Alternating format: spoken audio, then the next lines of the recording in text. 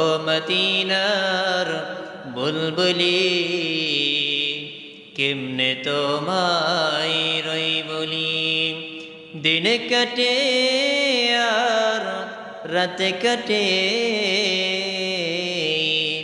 তোর বেদনার ফুল তুলি কেমনে তোমায় রই বলি। সম্মানিত মুরব্বীগণ এবং মুসল্লি ভাইগণ, পর্দার আড়ালের সম্মানিত মা এবং বোনেরা, সকলের প্রতি আবার সালাম। আসসালামু আলাইকুম ওয়া রাহমাতুল্লাহি ওয়া বারাকাতুহু। পবিত্র দিন ইয়ামুল জুমার সালাত আদায়ের জন্য বাড়ি থেকে আল্লাহর মসজিদ পর্যন্ত আসার বসার মহাগ্রন্থ কালামে হাকিম থেকে কিছু কথা শোনার যেই রব আমাদেরকে সুযোগ করে দিলেন, সুস্থতার নেয়ামত দিয়ে, সেই রবের দরবারে অন্তরে অন্তঃস্থল থেকে শুকর আদায় করি আলহামদুলিল্লাহ। যে আয়াতটা তেলাওয়াত করলাম ৫ নম্বর সূরা সূরাতুল মাঈদা ৫১ নম্বর আয়াত। আলোচনার বিষয়টা হলো মুসলিমদের বিরুদ্ধে কাফেরদের ষড়যন্ত্র, অর্থাৎ ঈমান ভঙ্গে যে 10টা কারণের কথা বলছিলাম তার মধ্যে এটা হলো ৮ নাম্বার কারণ। যে সময়ের কারণে, সময় প্রেক্ষাপটের কারণে আজকে আমরা ৮ নাম্বারে চলে গেলাম। বিগত 2 জুমা আগে 1 নাম্বার কারণ থেকে আমি অল্প কিছু আলোচনা করেছিলাম। আমরা আগামী জুমাতে চেষ্টা করব 2য় নাম্বার কারণটা শুরু করা। সময় দিকে তাকিয়ে, প্রেক্ষাপটের দিকে তাকিয়ে আজকে আমরা ৮ নাম্বার কারণের মধ্যে চলে গেলাম। ক্বালু সুবহানাকা লা ইলমা লানা ইল্লা মা 'আল্লামতানা ইন্নাকা আনতাল আলিমুল হাকীম। আল্লাহ তাআলা বলেন, ইয়া আইয়ুহাল্লাযীনা আমানু লা তাত্তাখিযুল ইয়াহুদা ওয়ান নাসারা। আল্লাহ তাআলা বলেন, ইয়া আইয়ুহাল্লাযীনা আমানু, হে ঈমানদারগণ, হে মুমিনগণ, হে বিশ্বাসীগণ। ইয়া আইয়ুহাল্লাযীনা আমানু, ঈমানদার ব্যাপারে আল্লাহ তাআলা ৯৯টা কথা বলেছেন। হে বিশ্বাসীগণ, মুত্তাকিগণ, হে আমার প্রতি ঈমানওয়ালা ব্যক্তিগণ, এইভাবে করে আল্লাহ তাআলা ৯৯টি কথা বলেছেন মুমিনদের ব্যাপারে। আল্লাহ তাআলা তাদেরকে সতর্ক করে জানেন, হে মুমিন গোলামেরা, মুত্তাকি গোলামেরা, ঈমানদার গোলামেরা, লা তাত্তাখিযুল ইয়াহুদা, ইহুদি ও নাসারাদেরকে তোমরা বন্ধুরূপে গ্রহণ করিও না। আজকে আমরা মুসলমান হয়ে মুসলমানের সাথে বন্ধুত্ব করে না, ইহুদির সাথে করে, খ্রিস্টানের সাথে করে, বৌদ্ধের সাথে করে। অথচ আল্লাহ তাআলা ১,০০০ বছর আগে জানিয়ে দিলেন, ইন্নামাল মুমিনুনা ইখওয়াত, মুসলমান পরস্পর মুসলমান, মুসলমানের ভাই। এখন আমরা মুসলমানের সাথে শত্রুতা বন্ধনে আবদ্ধ হই, আর অমুসলিমের সাথে আমরা বন্ধুত্ব স্থাপন করি। অমুসলিম যারা, ইসলাম বিদ্বেষী, কোরআন বিদ্বেষী যারা, তাদের সাথে আমরা বন্ধুত্ব গ্রহণ করি, বন্ধুত্ব রূপে তাদেরকে মেনে নিই, স্থাপিত করে ফেলি। আল্লাহ তাআলা এই জন্য জানিয়ে দিলেন, লা তাত্তাখিযুল কুবুরা লা তাত্তাখিযুল ইয়াহুদা, তোমরা ইহুদিদেরকে বন্ধুরূপে গ্রহণ করো না। তারা তোমাদের বন্ধু না, তোমাদের দুশমন। তারা যদি আমাদের বন্ধু হতো তাহলে তারা, যেই মুসলমান জাতিরা মন্দির পাহারা দিয়েছিল, সে মুসলমান জাতিদেরকে হত্যা করে সেই ইহুদির লোকেরা আজকে মুসলমানদেরকে হত্যা করে, তাদের উপরে নির্যাতন করে, তাদের উপরে আঘাত করে। তার কারণ হলো সেই ভারতের কিছু উত্তরসূরিরা ভারত থেকে কিছু মেসেজ নিয়ে মুসলমানদের উপরে নির্যাতনের শিকারত্ব করে। সেই ভারতের নরেন্দ্র মোদী কিছু সাপ্লাই দেওয়ার কারণে আজকে সেই ছোট্ট গ্রামের সাতকানিয়া সাইফুল নামের ছেলেটাকে হত্যা করা হয়েছে। কেন করা হয়েছে? রায় দেওয়ার কারণে সেই হিন্দু স্ক্যানের বিরুদ্ধে কথা বলার কারণে ওই আইনজীবী সাইফুল লোকটাকে হত্যা করে ফেলল। রাসূল এই জন্য জানিয়ে দিলেন, কিয়ামত সংঘটিত হওয়ার আগে পৃথিবীর জমিনে হত্যা বেড়ে যাবে। ওই হত্যার বিচার যদি কোরআন দিয়ে যদি আইন পরিচালনা না করে, ততক্ষণ পর্যন্ত হত্যা বন্ধ হবে না, স্থগিত হবে না, স্থগিত থাকবে না, যতক্ষণ না পর্যন্ত হত্যার বিচার কোরআন দিয়ে না করবে। দুইজন আসে আর যায়, কিন্তু তাদের দুজনের মধ্যে, নেতৃত্বের মধ্যে আওয়ামী লীগ বলেন, বিএনপি বলেন, দুজনেই হত্যার বিচার কখনো করতে পারে নাই। কারণ তারা কোরআন মানে না, কোরআন বুঝে না, বুঝতেও চায় না। এই জন্য তারা সংসদে কোরআন চালাইতে পারে নাই। এখন যিনি বসেছেন তিনিও সুদখোর। কিভাবে করে এটা বন্ধ করবে? সুদ খাওয়া তো হারাম। আল্লাহ তাআলা সূরাতুল বাকারার মধ্যে বলেন, আহালাল্লাহুল বায়ানা ওয়া হাররামা রিবা। আল্লাহ তাআলা ব্যবসাকে হালাল করেছে, ওয়া হাররামা রিবা, আর সুদকে হারাম করেছে। এখন যিনি বসে আছেন ডক্টর ইউনূস সাহেব, সব ভালো কাজ করেন, কিন্তু সুদের কারবার ছাড়েন না। অথচ হাদিসের মধ্যে এমন এসেছে, 1 টাকা যদি কোনো ব্যক্তি যদি সুদ খায়, 70 বারেরও বেশি মায়ের সাথে জানা করার সমান গুনাহ হয়ে যায়। যেই লোকগুলার ভিতরে কোরআনের মর্মতা থাকবে না, কোরআনের ভালোবাসা থাকবে না, কোরআনের স্থগিত, কোরআনকে কিভাবে সম্মান করতে হয় সেটা জানবে না, ওই জাতি দিয়ে, ওই মানুষ দিয়ে কখনো জাতি হেদায়েতের দিকে আসতে পারবে না। তারা পথভ্রষ্টর দিকে চলে যাবে। এই জন্য আল্লাহ তাআলা আমাদেরকে জানিয়ে দিলেন, লা তাত্তাকিদুল ইয়াহুদা ওয়ান নাসারা, তোমরা ইহুদি এবং নাসারাদেরকে বন্ধুরূপে গ্রহণ করিও না। কিন্তু আজকে আমাদের দুঃখের বিষয় হলো, মুসলমান হওয়া সত্ত্বেও হিন্দুদের পূজার মধ্যে যুবকেরা যায়, হিন্দুদের পূজার মধ্যে মুসলমানেরা যায়। দাওয়াত দে, দাদা আমাদের দুর্গা পূজা যাইয়েন, দাদাও খুশি হয়ে লাফায় বলে যে ঠিক আছে যাবো, তোদের পূজায় কি হয় একটু দেখে আসবো। অথচ আল্লাহ তাআলা নিজে জানিয়ে দিলেন সূরাতুল মাইদার 51 নম্বর আয়াতে, তিনি নিজে বললেন, তোমরা ইহুদি নাসারাদেরকে বন্ধু বানায়ো না, বন্ধু বানাবা তোমরা একমাত্র মুসলমানকে। ইন্নামাল মুমিনুনা ইখওয়া, মুসলমান পরস্পরের ভাই। আর আমরা আজকে মুসলমানের শত্রু হয়ে গেছি, দুশ্মন হয়ে গেছি। বন্ধুরূপে গ্রহণ করি কাদেরকে? ইহুদি আর নাসারাদেরকে। তাদের দুর্গা পূজা, মুক্তি পূজা গিয়ে আমরা অংশগ্রহণ করি, তাদের সাথে আমরা তাল মিলিয়ে চলি।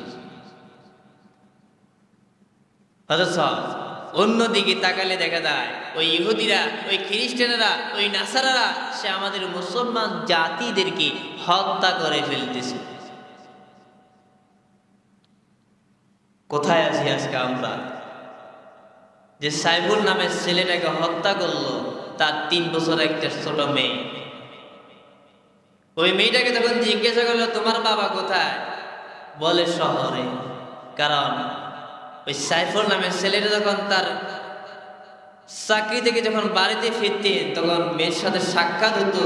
মেয়ে মনে করতেছে আমার বাবা তো চাকরিতে আছে। এই মেয়েটাকে যে এতিম অবস্থা করে হত্যা করে, ওই ইহুদিরা হত্যা করে এতিম বানিয়ে দিল। ওই 3 বছরের মেয়েটা সেই কিয়ামতের দিন হাশরের ময়দানে আল্লাহর আদালতে বলবে, হে মালিক, আমাকে দুনিয়া জমিনে ফাটানোর পরে 3 বছর পূর্ণ হতে না হতে ওই ইহুদির গোষ্ঠীরা আমাকে এতিম করেছে, এটার বিচার তোমার কাছে দিলাম।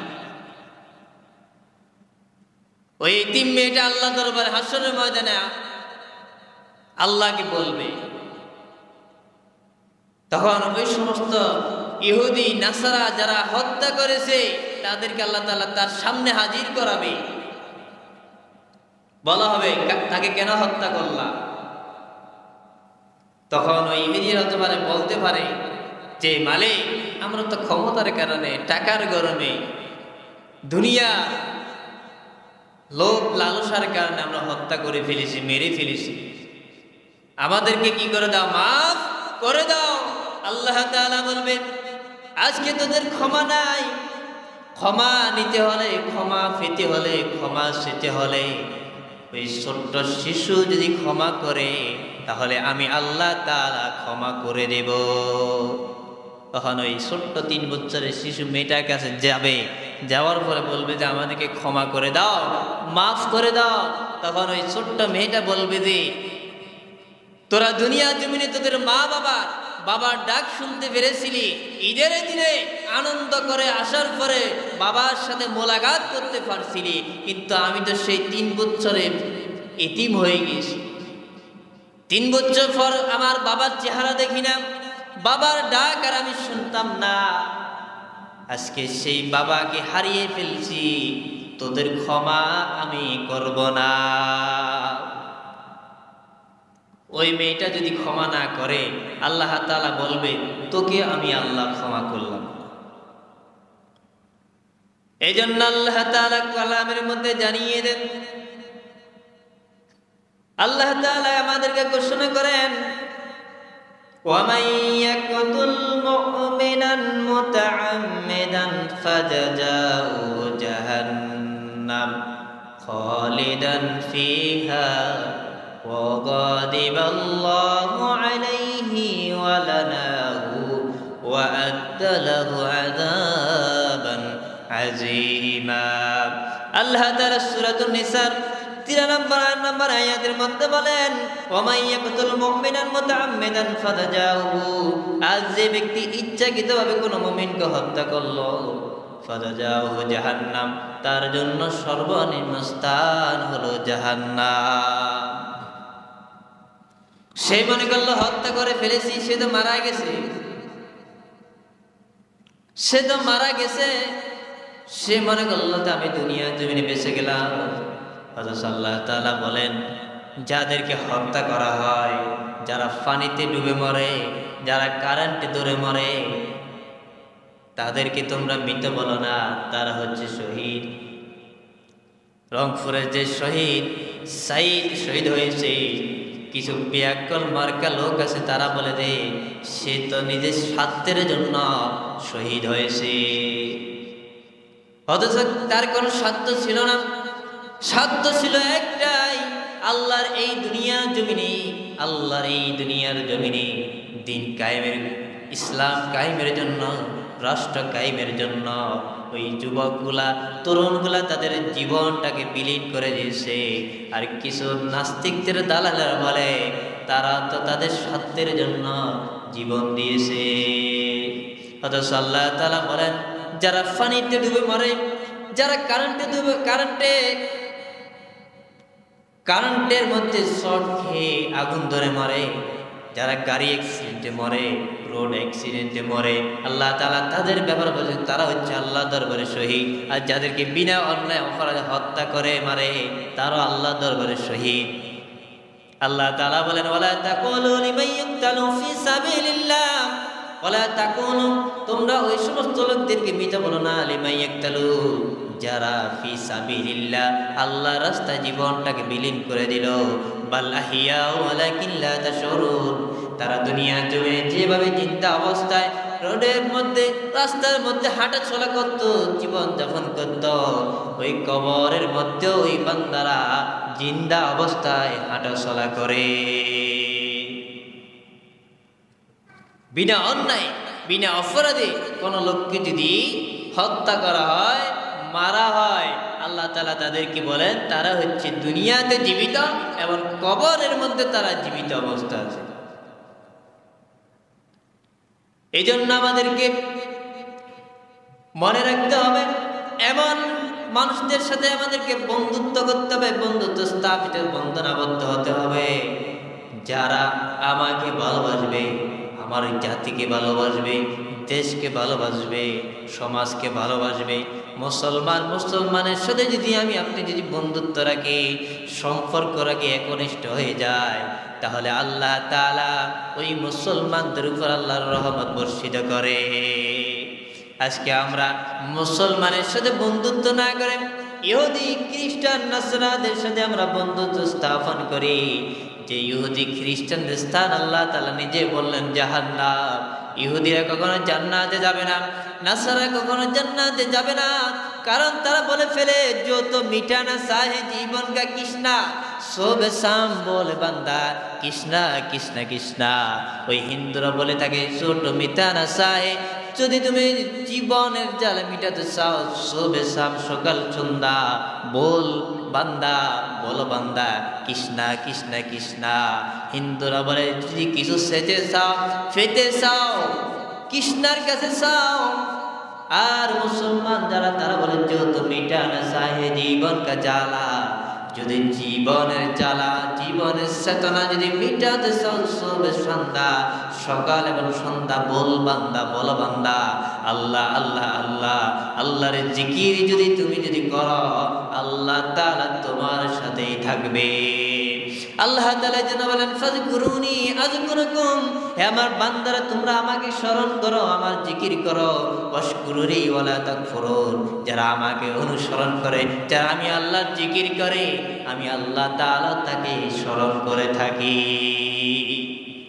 আজকে আমরা কোথায়? হিন্দুদের সাথে, খ্রিস্টানের সাথে, অমুসলিমের সাথে আজকে আমরা বন্ধুত্ব স্থাপন করি। অথচ বন্ধুত্ব স্থাপন করার দরকার মুসলমানের সাথে, আর হিন্দুদের সাথে নয়। মুসলমান আজকে মুসলমানেরা বন্ধুত্ব স্থাপন করে ইহুদি খ্রিস্টান নাসারাদের সাথে। এমন বন্ধুত্ব বানাইতে হবে যারা আমার আল্লাহর কোরআনকে ভালোবাসে, যারা আমার রাসূলের হাদিসকে ভালোবাসে। কিন্তু দেখেন মুসলমানদেরকে ইহুদিরা ভালোবাসে না, অ্যাকসেপ্ট করে না, গ্রহণযোগ্য করে না।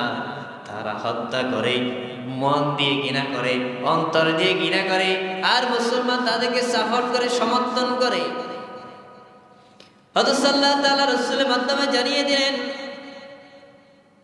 আয-যুলমু যুলুমাতু ইয়াউমাল কিয়ামা, যারা মানুষের প্রতি বিনা অন্যায়, বিনা অপরাধে, বিনা কারণে জুলুম করবে, সেই জুলুম কিয়ামতের দিন ভীষণ অন্ধকার হয়ে দাঁড়াবে।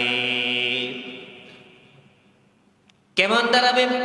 হাদিসের ব্যাখ্যার মধ্যে আসে কিয়ামতের দিন হাসরের ময়দানে ওই লোকটাকে অন্ধ করে তোলা হবে।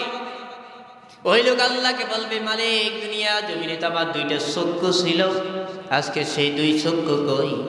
ওই আল্লাহ তাআলা সে হাসরের ময়দানে ওই জালেমকে বলবে জালেম তোকে দুনিয়া তুমি চক্ষু দিয়েছিলাম, এই চক্ষু দিয়ে মানুষের প্রতি জুলুম করেছিলি, মানুষের প্রতি নির্যাতন করেছিলি, মানুষের প্রতি অত্যাচার নির্যাতন করার কারণে আমি আল্লাহ তাআলা আজকে তোকে জুলুমের ভয়াবহতার মানে হলো অন্ধকার করা। তোকে আজকে আমি আল্লাহ তাআলা দুনিয়াতে মানুষকে চক্ষু দিয়ে দেখেছিলি, এই হাসরের ময়দানে আমি আল্লাহ তাআলা তো চক্ষু শীতল বন্ধ করে দিলাম, এই চক্ষু দিয়ে আর তুই দেখতে কিছু পারবি না। তোকে অন্ধ বানিয়ে তুললাম, তোর নেতাদেরকে কর্মীদেরকে, আর এই হাসরের ময়দানে দেখা তোর দ্বারা এক সেকেন্ড সম্ভব নয়। চোখ দেওয়ার কারণে তুই দুনিয়া জমিনে নেতাদের কথা ধরে, কর্মীদের কথা ধরে মুসলমানদের উপরে নির্যাতন করেছিলি, জুলুম করেছিলি। আজকে এই জন্য আমি আল্লাহ তাআলা তোর এই চোখের দৃষ্টি শক্তি বন্ধ করে দিলাম। সে আর হাসরের ময়দানে কাউকে দেখবে না, কাউকে চিনবে না, আর তার স্থান হবে কি ফি নারি জাহান্নামা খালিদিনা ফিহা আবাদা। ওই জালিমের স্থান হলো জাহান্নাম, আর জাহান্নামের মধ্যে অনন্তকাল ওই জাহান্নামে পড়ে থাকতে হবে, যে জাহান্নাম থেকে একবার ঢুকলে আবার ফিরে আসার সুযোগ নাই। আমরা কি ঘুমাইতেছি নাকি? ঘুমাইতেছেন নাকি? দুই জুমা আসি না, এই জন্য মনে হয় ঘুমাইতেছেন। আমাদেরকে সম্পর্ক রাখতে হবে কার সাথে? কথা বলেন, কার সাথে? মুসলমানের সাথে। আমরা সামনে কাতারটা একটু পুরা করেন না, যারা পিছনে আছি সামনে কাতার পুরা করে ফেলি। কোরআনের কথা শুনতে হলে দুইটা আদব আমাদের কাছে শিখতে হবে। আমি মনে হয় বলছিলাম আল্লাহ তাআলা বলছে ইজা কুরিয়াল কুরআন, তোমাদের সামনে যখন কোরআন থেকে বলা হবে এক নাম্বার কাজ হচ্ছে ফাস্তামিউলাহ, কান দিয়ে মনোযোগ দিয়ে শুনতে হবে। এখন তো আপনি জায়গা খালি রেখেছেন, শয়তান আপনার ভিতরে আপনার আমার ভিতরে কুমন্ত্রণা দিবে, একটা বিশৃঙ্খলা সৃষ্টি করে দিবে অন্তরের মধ্যে। যখন ফাঁকা জায়গা পাইবে, এক কথা যদি বারবার বলতে হয়, এক তরকারি যদি যদি প্রতিদিন খান, বাড়ির ম্যাডামে তোর লাড়ি দিয়ে ফিরে মানে এক কথা প্রতিদিন বলতে মন চায় না, এবং আপনাদের কাছে শুনতে ভালো লাগবে না। এই জন্য কোরআনের কথা শুনতে হলে আগে সামনে কাতারটা ফিল আপ করবেন। আল্লাহ বলছে ফাস্তামিউলাহু, এক নাম্বার কাজ হলো তোমাদেরকে মনোযোগ দিয়ে শ্রবণ করতে হবে, তাহলে লাআল্লাকুম তুরহামুন, মনোযোগ দিয়ে যদি শ্রবণ করা শুনো, তোমাদের উপরে আমি আল্লাহর রহমত বর্ষিত হবে। সুবহানাল্লাহ। আমরা কি আল্লাহর রহমত চাই নাকি গজব চাই? রহমত দরকার আছে, কথা বলেন না, আছে না? এই রহমত পেতে হলে সামনে কাতারটা ফিল আপ করা দরকার আছে না? এখনো তো আমরা ফিল আপ করি নাই। তাহলে আমরা আল্লাহর আদবের বরখেলাপ করি। যারা কাদিয়ানীদেরকে কাফের বলা হয় কেন? আল্লাহ তাআলা বলে মা কানা মুহাম্মাদুন আবা আহাদিম মির রিজালিকুম ওয়ালাকিন রাসূলুল্লাহি ওয়া খাতামান নাবিয়্যিন ওয়া কানা আল্লাহু বিকুল্লি শাইইন আলিমা। যারা কাদিয়ানী তাদেরকে কাফের বলা হয় একটা কারণে, ওয়া খাতামান নাবিয়্যিন, তারা আমাদের নবী শেষ নবী বিশ্ব নবীকে শেষ নবী হিসেবে তারা মানে না। কোরআনে কারীমের 114টা সূরার মধ্যে 33 নম্বর সূরা সূরাতুল আযাবের 37 নম্বর আয়াতে 4 ভাগের 1 অংশ মানে না। ওয়া খাতামান নাবিয়্যিন, তারা বলে যে আমাদের নবী শেষ নবী নয়, কাদিয়ানী হচ্ছে শেষ নবী।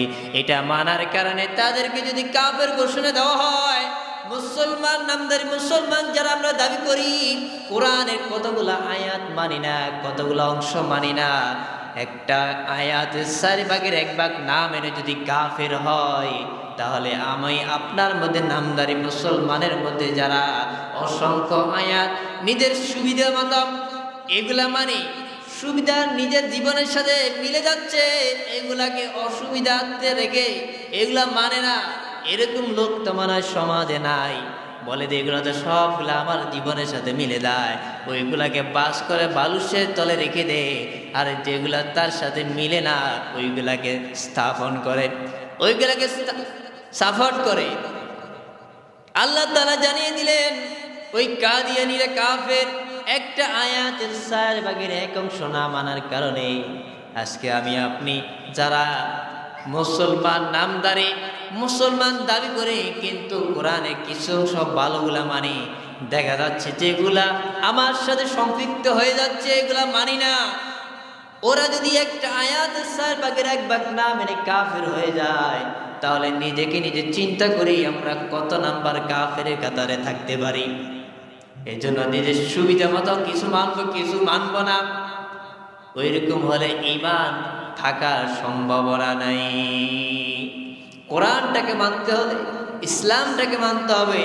আল্লাহ তাআলা বলে উদখুলু ফিস সিলমি কাফা, তোমরা মুসলমান, ইয়া আইয়ুহাল্লাযীনা আমানু উদখুলু ফিস সিলমি কাফা, হে মুসলমানগণ, বিশ্বাসীগণ, ঈমানদারগণ, উদখুলু, তোমরা প্রবেশ করো, ফিস সিলমি কাফা, পরিপূর্ণভাবে তোমরা ইসলামে প্রবেশ করো। অর্ধেক করলা আর অর্ধেক বাইরে রাখলা, তাহলে তোমার ভিতরে ঈমান আর নাই। আমরা হচ্ছে ওরকম মুসলমান। এজন্য আমাদেরকে কোরআন মানতে হলে, ইসলাম মানতে হলে অর্ধেক মানবো নাকি পরিপূর্ণ মানা দরকার? পরিপূর্ণ মানার দরকার আছে না? ইহুদিদের সাথে, খ্রিস্টানদের সাথে, বৌদ্ধদের সাথে আজকের পর থেকে আমাদের কোনো সম্পর্ক রাখা কোনো দরকার? মুসলমান হিসেবে মুসলমানের সাথে সম্পর্ক রাখা দরকার। তাকে মুখ দিয়ে দাওয়াত দিবেন, দাওয়াত দেওয়া এটা আপনার ইমানি দায়িত্ব। তবে এমন দাওয়াত দিবেন না যেই দাওয়াতের সাথে আপনার সাথে ওর সাথে একেবারে ক্রসিং হয়ে যাবে, এমন দাওয়াত দিতে গিয়ে তার বাড়িতে গিয়ে আপনি আবার অনুষ্ঠানে গিয়ে পূজার মধ্যে উদযাপন করবেন। অনেক আমাদের মুসলমানদেরও দেখলাম, আমি বিগত 2 জুমা আগে জুমা যখন ফরাই আসি তখনও ব্যানারের মধ্যে পোস্টারের মধ্যে দেখলাম হিন্দুদের মুক্তি পূজার মধ্যে আমাদের কিছু নামদারি মুসলমানদেরও নাম লেখা আছে। আসলে এরা মুসলমান নয়, যারা ইহুদিদের হিন্দুদের পোস্টারের মধ্যে নাম দিয়েছে তাদের ভিতরে ঈমান আর নাই। কারণ আল্লাহ রাসূলের সাহাবী উমর, এই হাদিসটা আমি বলেছিলাম, আর ইবনে ওমর ইবনে খাত্তাব রাদিয়াল্লাহু তাআলা قال قال رسول الله صلى الله عليه وسلم من تشبه بقوم فهو منه।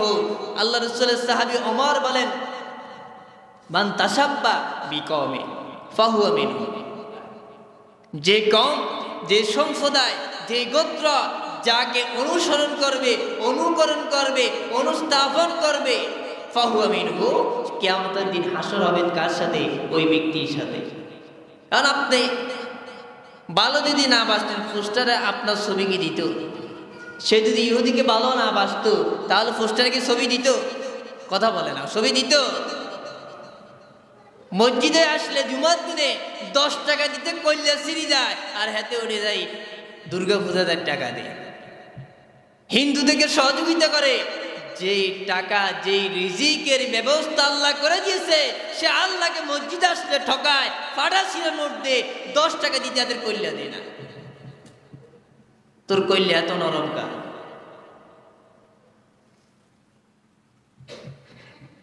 এই জন্য আবার মুসলমান ভাইরা সপ্তাহে মাত্র একটা দিন 10 টাকা দিতে কলিজা ছিঁড়ে যায়, এখনো পর্যন্ত বাংতি পয়সা দেয়।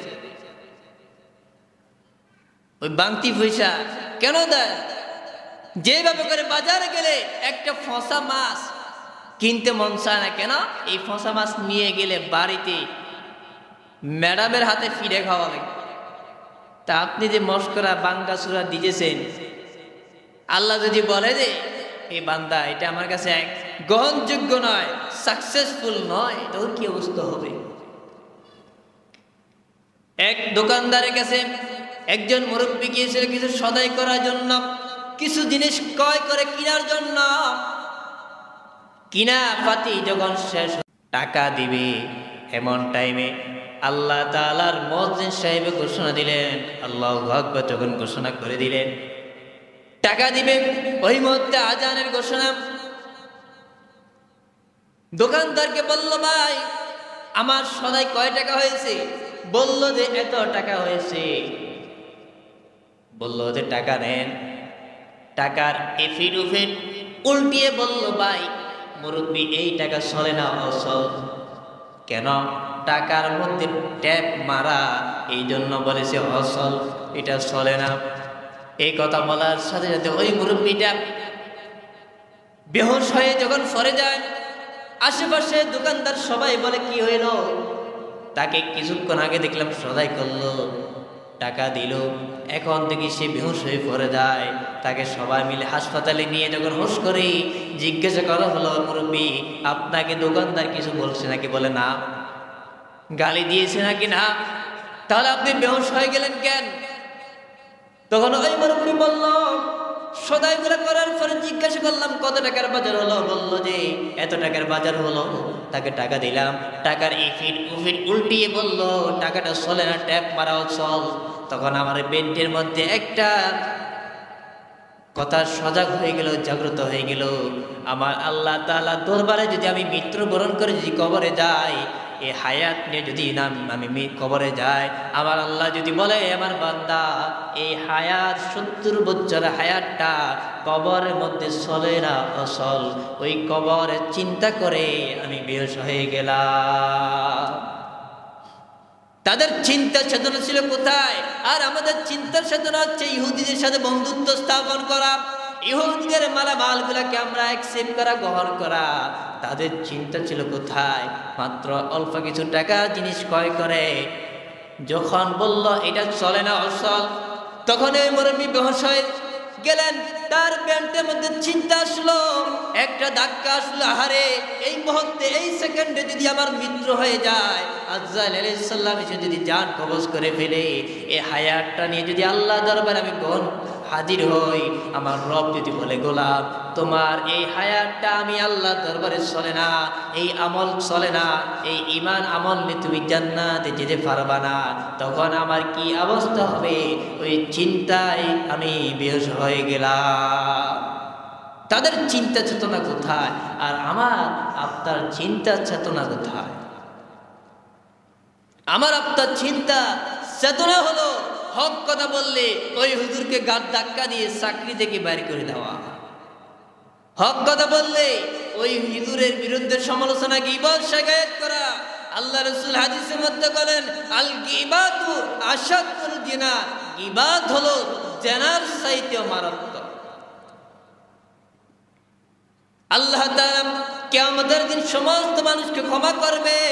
একটা নারী আর একটা পুরুষ যদি জিনা করে, খারাপ কাজ যদি করে, ওই নারীকে আল্লাহ তাআলা ক্ষমা করবে, কিন্তু যারা মানুষদের গীবত করে বেড়ায়, সমালোচনা করে বেড়ায়, আল গীবাত ওয়া আশাদুল জিনা, আল্লাহ তাআলা রাসূলের মাধ্যমে জানিয়ে দিলেন জিনাখোরকে মাফ করা হবে, কিন্তু একজন গীবতওয়ালা ব্যক্তিকে কিয়ামতের দিন আল্লাহ তাআলা মাফ করবে না। আল্লাহ যদি মাফ না করে খবর আছে না? কথা বলেন, খবর আছে না? আর আল্লাহ যদি মাফ করে দেয়, আমাদের কি কোনো সমস্যা আছে? কোন সমস্যা নাই। এই জন্য আমাদেরকে বন্ধুত্ব করতে হবে, সম্পর্ক জোগাড় করতে হবে একজনের সাথে, সেটা হলো আমরা মুসলিম। ইন্নামাল মুমিনুনা ইখওয়াত, পরস্পর মুসলমানের ভাই ভাই। আমরা মুসলমানের সাথে যদি সম্পর্ক বৃদ্ধি করি, আল্লাহর রহমত আমাদের উপরে বর্ষিত হবে। আর যদি ইহুদিদের দালালি করি, ইহুদিদের সাথে সম্পর্ক করি, ইহুদিদের দুর্গা পূজা গিয়ে যদি তাদের সাথে যদি সমাহত করি, তাহলে আপনার ভিতরে আর ইহুদির ভিতরে ব্যবধান হলো ঈমান।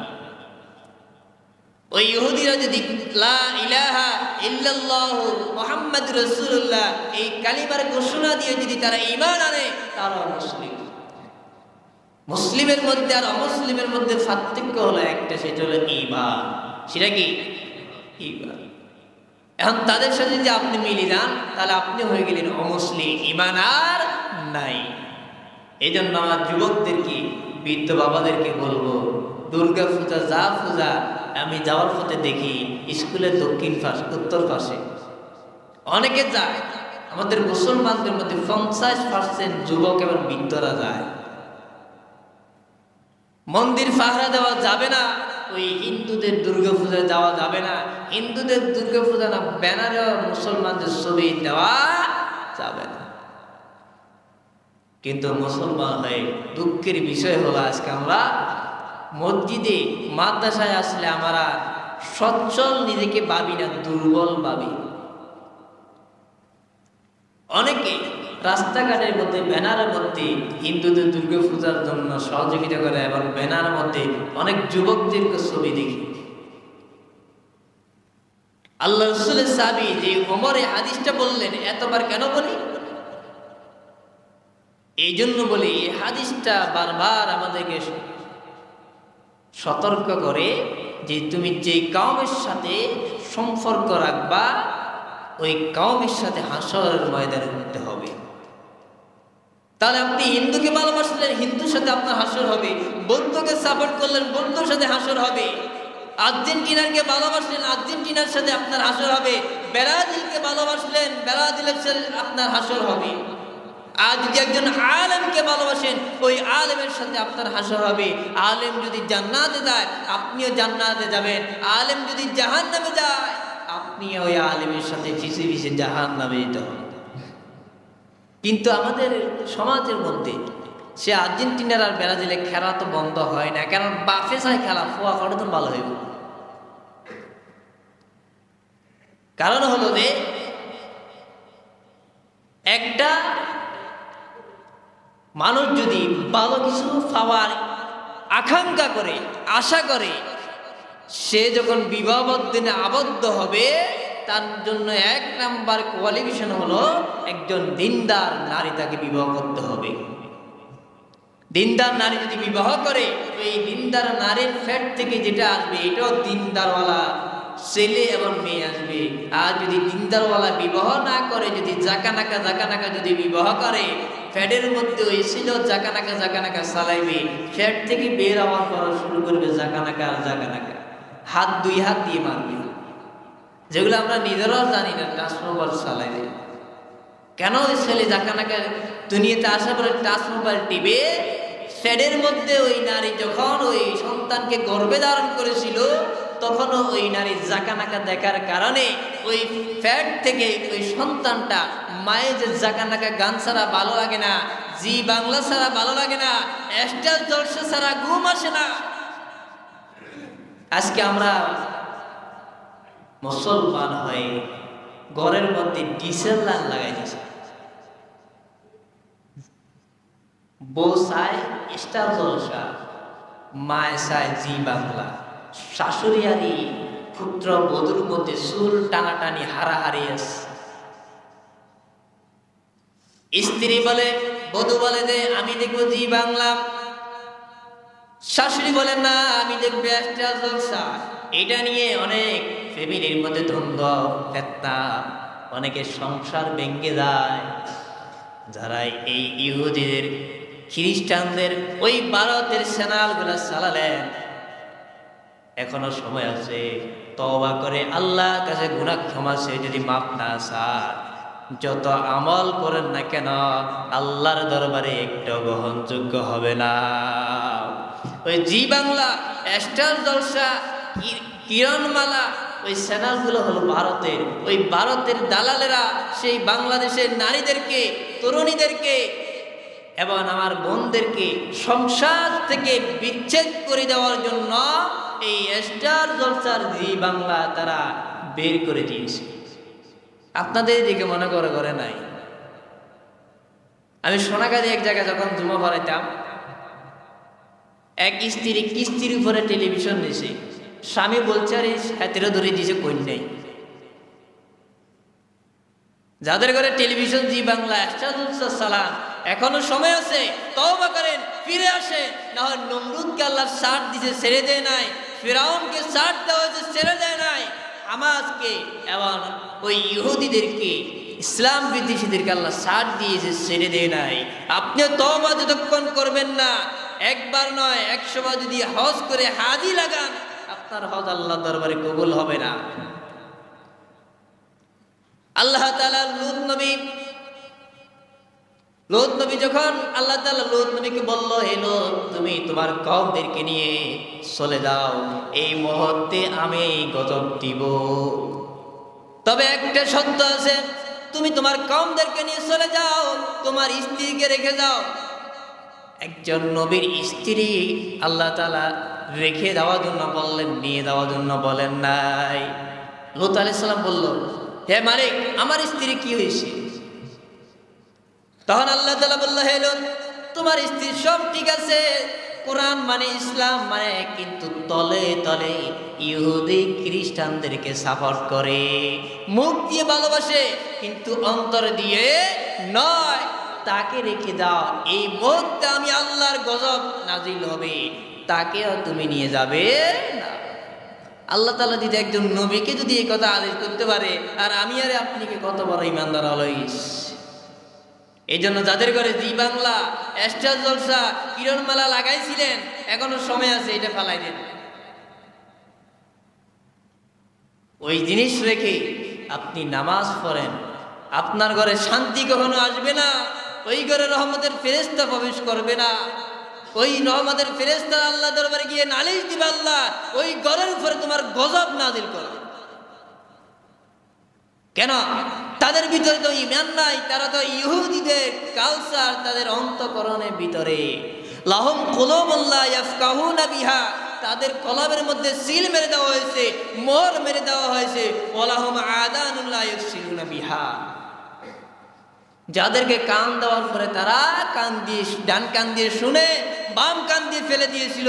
ওয়ালাহুম আয়ুনুন লা ইবসিরুনা ইউবসিরুনা বিহা, তাদেরকে চক্ষু দেওয়া হয়েছিল, চক্ষু দিয়ে দেখে এরপরও তারা এটাকে ভালোবেসেছিল। ওয়ালাহুম আযানুন লা ইউবসিরুনা বিহা, তাদেরকে কান দেওয়ার পরে কান দিয়ে শুনে দেন বের করে ফেলে দিয়েছিল।